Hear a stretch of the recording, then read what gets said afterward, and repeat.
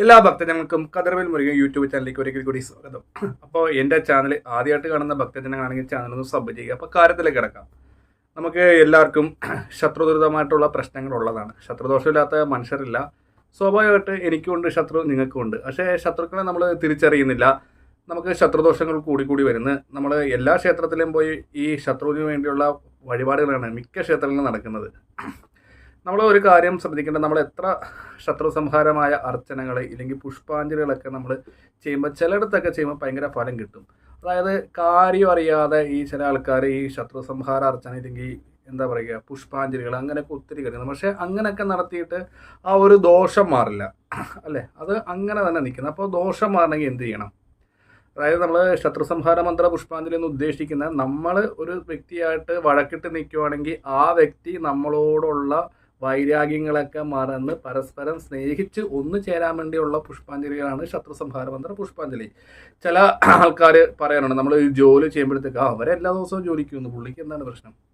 പുള്ളി ഭയങ്കര കാശുകാരനാണ്, പുള്ളിക്ക് ജോലികളും കാര്യങ്ങളൊന്നുമില്ല, പുള്ളിക്ക് ജോലിയുണ്ട്, എനിക്ക് ഭയങ്കര സാമ്പത്തികം, 2 ആമക്കളാണ്, നല്ല കാശല്ലേ കിട്ടുന്നത്. അപ്പോൾ ഇങ്ങനെ പറയുമ്പോൾ നമുക്ക് പ്രാക്കടിക്കും, ഇല്ലെങ്കിൽ ശത്രുപരമായിട്ട് വിഷയങ്ങളുണ്ടാകും. അപ്പം അതൊരു 10-100 പേര് പറയുമ്പോൾ നമുക്ക് എന്താ പറയുക, അതൊരു ദോഷമായിട്ട് മാറും. അപ്പോൾ ആ എനർജി നമുക്ക് എങ്ങനെ ഇല്ലാതാക്കാം? അപ്പോൾ അതിനെക്കുറിച്ചാണ് ഞാൻ ഈ വീഡിയോയിൽ കൂടുതൽ നമുക്ക് മനസ്സിലായത്. നമുക്ക് ചെറിയൊരു കാര്യമുള്ളൂ. നമ്മളെല്ലാവരും വിളക്ക് വെക്കുന്നവരാണ് അല്ലേ?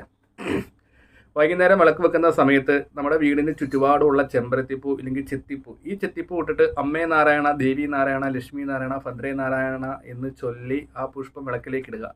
അപ്പോൾ വിളക്ക് നമ്മൾ വെക്കുന്നത് ശരിക്കും പറഞ്ഞാൽ ഒന്നെങ്കിൽ വെളിച്ചെണ്ണ ഉപയോഗിച്ചോ ഇല്ലെങ്കിൽ നെയ്യ് ഉപയോഗിച്ചോ കത്തിക്കാൻ ശ്രമിക്കുക. ഒന്നെങ്കിൽ 2 തിരി ഇല്ലെങ്കിൽ 5 തിരി. അപ്പോൾ ഈ വിളക്ക് ലക്ഷ്മി ദേവിയെ വെച്ചതിന് ശേഷം നിങ്ങൾ അങ്ങോട്ടും ഇങ്ങോട്ടും നടക്കരുത്. ചില ആൾക്കാർ വീണ്ടും അതൊക്കെ വലത്ത് വെക്കും. കുട്ടികൾ ഇല്ലെങ്കിൽ വീട്ടിലുള്ളവർ തന്നെ 10 തവണ അങ്ങോട്ടും ഇങ്ങോട്ടും കയറിയാണ്. അങ്ങനെ ഒരിക്കലും ചെയ്തത് ദോഷമാണ്. നമ്മൾ ലക്ഷ്മി ദേവിയെ ആവാഹനം ചെയ്ത് വെച്ച് കഴിഞ്ഞാൽ ആ വിളക്കിൻ്റെ ചോട്ടിൽ തന്നെ നമ്മൾ ഇരുന്ന്, അതായത് വിളക്ക് വെച്ച് കഴിഞ്ഞ് നമ്മൾ അതിൻ്റെ മുമ്പിൽ ഒരു പായിട്ട് ഒരു പീഠ വിട്ട് ഇരുന്നിട്ട് വേണം ഈ കാര്യം ചെയ്യാം. നമ്മൾ പോകുമ്പോൾ വിളക്ക് എടുത്തുകൊണ്ട് പോകുക. കഴിവതും 6:15 തൊട്ട് 6:45 വരെ കത്തിക്കാം. ചില ഭക്തജനങ്ങൾ 6:30 കത്തിക്കുന്നവരുണ്ട്, ചിലവർ 5:30 കത്തിക്കുന്നവരുണ്ട്, ചിലവർ ക്ഷേത്രത്തിൻ്റെ ടൈം അനുസരിച്ച് 8 മണി വരെ കത്തിക്കുന്ന ഭക്തജനങ്ങളും ഉണ്ട്.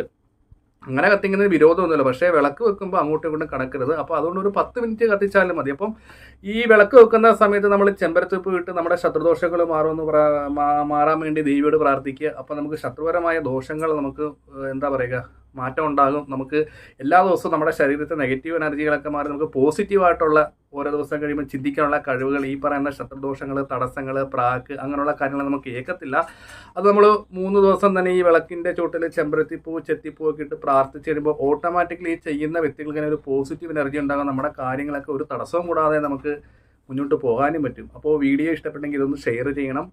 അപ്പോൾ മറ്റൊരു നല്ലൊരു വീഡിയോ ആയിട്ട് വരുന്നതായിരിക്കും. അപ്പോൾ എല്ലാ ഭക്തജനങ്ങളും ഈ പറയുന്ന കാര്യങ്ങൾ ചെയ്യുക. വീണ്ടും ഞാൻ പറയുകയാണ്, ചെത്തിപ്പൂവോ ചെമ്പരത്തിപ്പൂവോ അമ്മേ നാരായണ, ദേവി നാരായണ, ലക്ഷ്മി നാരായണ, ഭദ്രേ നാരായണ എന്ന് ചൊല്ലി ദോഷങ്ങൾ മാറണമെന്ന് പറഞ്ഞ് പ്രാർത്ഥിക്കുക. തീർച്ചയായിട്ടും ശത്രുദോഷത്തിനൊരു പരിഹാരം കിട്ടുന്നതായിരിക്കും. നമസ്കാരം.